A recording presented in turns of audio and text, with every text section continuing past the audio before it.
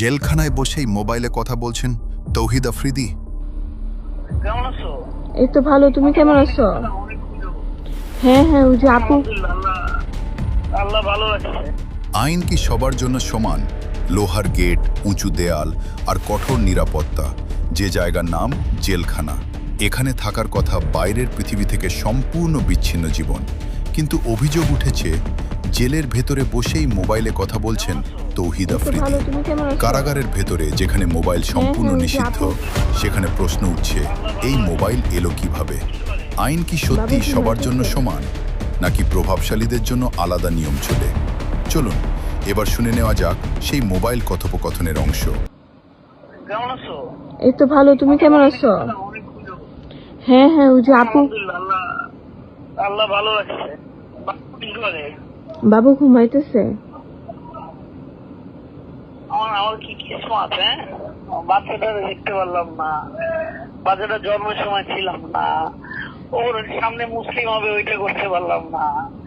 আমি মানে আমি আমি কি বলবো, আমার আছে কি, আমি আমার পরিবারের কাছে আমি থাকতে পারতেছি না। আমি কই আসছি আমি জানি না, আমি কেন আসছি আমি জানি না। না না, থাক থাক, তুমি মন খারাপ করো না। বাচ্চাটার জন্মের সময় আমি আমার বাচ্চাটার জন্মের সময় আমি থাকতে পারিনি। আমি আর কি চাই জীবনে? আমার তো কিছু কামড় নাই।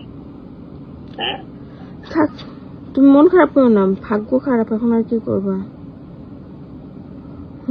ঠিক আছে। আমার মানুষ টাকা পয়সা খায়া আমার নামে উল্টা উল্টা কথা বলছে। হ্যাঁ, সবাই জানে তোমার যে টাকা পয়সা খায় মানুষ, তোমাকে মিথ্যা মামলায় ভিতরে ঢুকায় রেখে দিছে লোভীগুলা, সবাই আমি জানে। বিশ্বাস করি আমাকে কোনো পলিটিক্যাল মামলা দেওয়া হয়নি, না কোনো বিএমপি দিছে, না জামাত দিছে, কেউ দেয় নাই। দিছে কেউ একজন শত্রুতামি করে এই মামলাটা দিয়েছে, একটা হত্যা মামলা দিচ্ছে। কোনো কথা বলো, আমার বাচ্চার জন্মের সময় আমি দেখতে পারলাম না, আমার বাচ্চার সময় আমি থাকতে পারলাম না, আমার বাচ্চার আকিকা হইতেছে সেখানে আমি থাকতে পারতেছি না। আমার আর জীবনে বেঁচে থেকে কি লাভ? আর মানুষ তো ভুলে গেছে আমাকে। না, কেউ তোমাকে ভুলে নেই আমার আফ্রিদি। ভুলে গেছে সবাই। আফ্রিদি, তুমি কষ্ট পাও না, সবাই জানে। আমি একজন বাবা। আমি আমি আল্লাহর কাছে যেন শুধু আল্লাহর কাছে শুধু বলি, আল্লাহ তুমি আমার একটা ফেরেশতা পাঠাও, আল্লাহ আমাকে এই জায়গা থেকে উদ্ধার করো। আল্লাহ তুমি বারবার বলতে থাকি, আল্লাহ তুমি আমাকে একটা ফেরেশতা পাঠাও। আমি ফেরেশতাটাকে খুঁজতেছি যে আল্লাহ একটা ফেরেশতা পাঠাবে আমার থেকে এখান থেকে উদ্ধার করে নিয়ে যাবে। আমার বাচ্চাটার আমি ভিক্ষা চাই। আফ্রিদি, লয়ারদের বলো, সবাই বলো যে আমার জামিনটা করাই দিতে। সবাই জানে কতগুলা মানুষ তোমার জন্য এরকম করছে, আমরা জানি না। টাকা পয়সা খায়া এই জন্য তোমাকে আটকে রাখছে। তুমি বাবুকে দেখতে পাচ্ছ না, বাবু তোমার জন্য মন খারাপ করে রাখে। একটা ছোট নিষ্পাপ বাচ্চা তুমি দেখতে পাচ্ছ না। আমার বাচ্চাটা আজকে 2টা মাস হয়ে গেল, আমার বাচ্চাটা আমি আদর করতে পারলাম না। আমি আমি আমি আমার এই জীবনে যদি বাবা হয়ে এটা আজকে বুঝি যে বাবা হয়ে সন্তানের কষ্ট কতটুকু লাগে। আমি ফাইটা যেতেছে আমার দিকে। হ্যাঁ, আমি আমি কি বলবো, আমি আল্লাহর কাছে শুধু আল্লাহর কাছে একটা জিনিস বলি, আল্লাহ তুমি আমার একটা ফেরেশতা পাঠাও এই জায়গা থেকে নিয়ে যেতে। এই বিনা দোষে আমি যে জেল খাটতেছি, এটা আল্লাহ মানুষ জানে না কেন আমার এই জেলটা খাটাইতে। না না, কি করছি প্রত্যেকটা এভিডেন্স আছে। মানুষ আমাদের খামাখা টাকা খায়া কিছু মানে টাইপের লোকজন আছে, এরা কি করছে টাকা খায়া আমার জীবনটা ধ্বংস করে দিচ্ছে। কি করবা? দেখো আমার বাচ্চাদের তুমি বললো, হ্যাঁ হ্যাঁ, তুমি চিন্তা করো না, ইনশাল্লাহ আল্লাহ তো আছে। এই যে তোমার এরকম যারা মির্জাফর ব্যক্তিরা, তাদেরকে আল্লাহ অবশ্যই শাস্তি বাবার দিবে। কানে একটু দাও না, একটু বাবার কানে দাও, আমার আব্বুর কানে, বাবার কানে দাও। দিছে, বাবার কানে দাও। দিছে, বলো, কথা বলো। বাবা বাবা তুমি টেনশন করো না বাবা, আমি আছি তো বাবা। পৃথিবীর যেখানেই থাকুক বাবা হচ্ছে সবচেয়ে বড় শক্তি। বাবা আমার লক্ষ্মী, আমার বাবা, আমি তোমাকে আদর করতে পারি নাই, তোমার জন্মের সময় আমি আদর দিতে পারি নাই। হে আল্লাহ তুমি দেখে নিও এটা। আল্লাহ এ কাইয়ুম, এ কাইয়ুম তুমি দেখে নিও। আল্লাহ আল্লাহ আমার বাচ্চাটার কাছে আমাদের নিয়ে যাও। আল্লাহ আল্লাহ তুমি একটা ফেরেশতা পাঠাও। আব্বু তুমি আল্লাহকে বললো আমার বাবাকে আমার কাছে দিয়ে যেতে। আপনি মন খারাপ করো না, বাবুর মন খারাপ হয়ে যায়। এই জীবনে আমার জীবনে একটাই ভুল, আমি আশেপাশের মানুষ এত খারাপ মানুষ আছে আমি কখনো বুঝতে পারি নাই। আমার নামে বানোয়াট কথাবার্তা এখানে জেলে ঢুকে আমার মানুষ বলে ভাই আপনার নামে বলে এটা বলছে ওইটা বলছে। আমি তো জানি না কি হয়েছে আমার নামে। তুমি মন খারাপ করো না, বাবুর মন খারাপ হয়ে যায়। আমি শুনতেছি এই জেলের মধ্যে হয়েছে যে এ বলছে ওর নামে ও বলছে ওর নামে। আমি অবাক হয়ে যাই, আমি আকাশ থেকে বলি এগুলো মিথ্যা কথা কেমনে বলতে পারে। ঠিক আছে, আমি একজন ইউটিউবার হয়ে যদি এরকম মানুষ আমাকে মানে মানুষ বলবো না, কিছু মানুষ আমার এরকম ক্ষতি চায়, কি বলবো? হ্যাঁ মানুষ না শুধু কিছু কিছু মানুষ, তুমি জানো কে কে। আমি সর্বরের দিন আমি শুধু আল্লাহর কাছে শুধু চাইতে চাইতে চাইতে চাইতে যে একটা ফেরেশতা পাঠাও, আল্লাহ এখানে মুক্তি করে দাও, আমি বিনা দোষে জেল খাটতেছি। আল্লাহ আমার বাচ্চাটা, আরে ওর জন্ম হয়েছে, হ্যাঁ কিন্তু পাশে থাকতে পারি নাই। আর কিছু বলার নাই রিসা, তুমি দোয়া রেখো, তোমার দোয়াতে অনেক কিছু হবে। এখন আল্লাহ ছাড়া আর কেউ নাই। আমি তো দোয়া করি, এখন কি করবো? আল্লাহ এত মানুষের কতগুলো এতিমখানা চালাইছি, কত কিছু চালাইছি, কত মানুষ আমার অফিসের রুম কেউ খালি হাতে বাইরে তো না, আমারে কি করছে, আমারে হ্যান ত্যান কত কিছুতে ফাঁসাই দিচ্ছে। আমি নিজেও জানি না কি হইতেছে, কি আমার নিয়ে কি আলোচনা করছে না আলোচনা করছে আজ পর্যন্ত আমি জানতে পারিনি। যদি তুমি কষ্ট পাও না, আমরা জানি, সবাই জানে। পাবো না, আজকে 6টা মাস আমি জেল খাটতেছি বিনা কারণে। আমি জানি কেন, আমি বিনা কারণে আমার পাসপোর্ট দেখাও, সব দেখাও, জজকে দেখাও, উকিলকে দেখাও, সবাইকে দেখাও, বিনা কারণে আমি কেন জেল খাটবো? কি করবো? আম্মু তুমি জানো আম্মু পরশুদিন হসপিটালে ভর্তি ছিল। বলো তুমি, তাহলে আমি কেমনে টিকে থাকি এখানে? হ্যাঁ, আল্লাহর কাছে কদর দিলাম, আল্লাহ আমার বাচ্চাটার দিকে থাকে, যারা যেন আমার ক্ষতি করতেছে, আল্লাহ তুমি তাদেরকে হেদায়েত দান করো। আল্লাহ তুমি হেদায়েত। আমরাও অনেক কষ্টে আছি আফ্রিদি, আমরা কত কষ্টে আছি আল্লাহ জানে, আমরা কত কষ্টে আছি। আমি বিশ্বাস করি কোন একজন ফেরেশতা আসবে, রিসা বিশ্বাস রাখো, আমার বাচ্চার উছিলেই আসবে। আমি আবারও ইউটিউবে ব্যাক করবো, আমি আবার ইউটিউব করবো, আমি আবার ভিডিও বানাবো, আমি আবার সারা জায়গায় সারা বাংলাদেশ ঘুরে বেড়াবো, আমার বাচ্চাটাকে নিয়ে আমি সারা বাংলাদেশ ঘুরে বেড়াবো।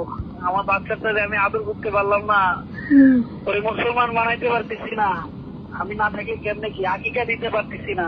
আমি তো তোমার জিনিসটা খুব খারাপ লাগছে রিসা। না কি বলো আফ্রিদি, এগুলো বলো না, শুধু কষ্ট দিলাম। না এগুলো বলো না আফ্রিদি। কোনো সুখ দিতে পারি। আচ্ছা আমরা যদি না জানতাম তাহলে একটা কথা হইতো।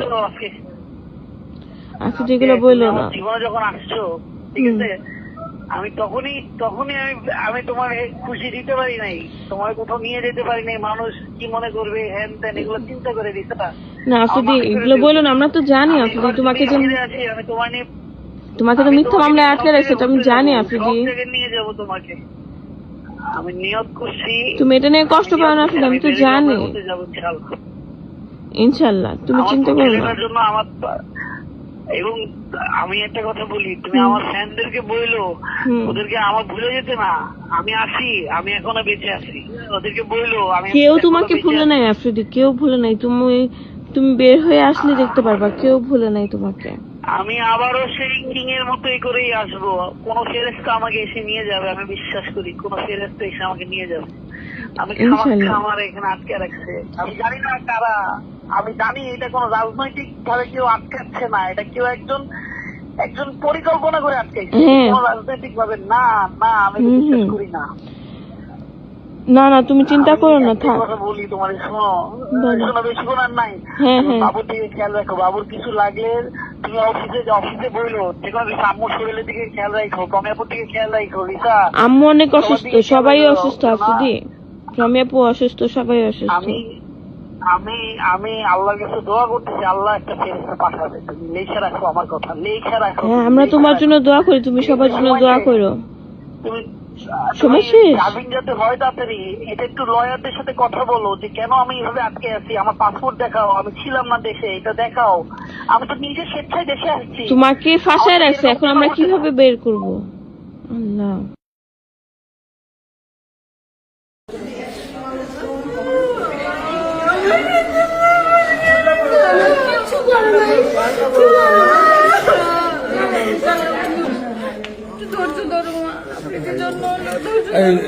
একদম কুল একদম কুল, একদম মানসিক ভাবে ইয়ে করো।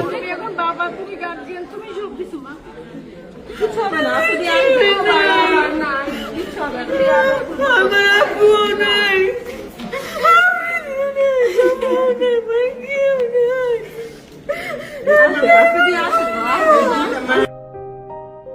আমি আমার জীবনে এখন সবচেয়ে কষ্টের মধ্যে দিয়ে পার করতেছি। আমার হাজবেন্ড জেলে, এর মধ্যে আমার সন্তান পৃথিবীতে আসছে।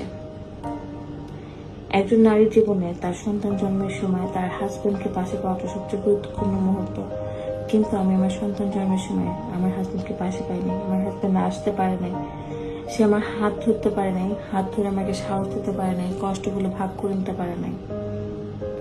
আফ্রিদি নিজের সন্তানের মুখটুকু দেখে নাই, নিজের সন্তানকে কোলে নিয়ে তার কানের সামনে আজানটুকু দেওয়ার সুযোগ তার হয় নাই। কই অনেক বড় বড় মানুষ তো মুক্তি পাইতেছে, আফ্রিদিকে কেন এখন আটকে রাখা হয়েছে? 7 মাস হয়ে গেছে আজকে আফ্রিদি জেল খাটতেছে। আফ্রিদির আপনারা জানেন ওর শারীরিক অবস্থাও ভালো না, ওর 4বার অপারেশন হয়েছে। তারপরেও সকল মিথ্যে কথা, মিথ্যে অপবাদ, মিথ্যে ষড়যন্ত্র মুখ বুঝে সহ্য করতেছে যে ও সন্তানের মুখটুকু দেখতে পারবে। আমি একজন মা, একজন স্ত্রী, একজন নারী হিসেবে আপনাদেরকে বলতেছি, একজন সন্তান তার বাবাকে ছাড়া কত দূর আগাইতে পারে? একজন বাবাই বা কতদিন তার সন্তানের মুখটুকু না দেখে থাকতে পারে? আমি আপনাদের কাছে অনুরোধ করছি, দয়া করে আপনারা আফ্রিদির মুক্তির জন্য সজাগ হন, আওয়াজ তুলুন, দয়া করে আফ্রিদির মুক্তির দাবি করুন। একজন সন্তানের জন্য, একজন বাবার জন্য, একজন মায়ের জন্য, একজন স্ত্রীর জন্য আপনারা সবাই সোচ্চার হন, আফ্রিদির মুক্তির দাবি করুন। একজন বাবাকে তার সন্তানের কাছে ফিরিয়ে দেন, একজন সন্তানকে তার বাবার কাছে ফিরিয়ে দেন। আপনাদের কাছে অনুরোধ করছি, আফ্রিদির মুক্তির দাবি করুন। কি দেখে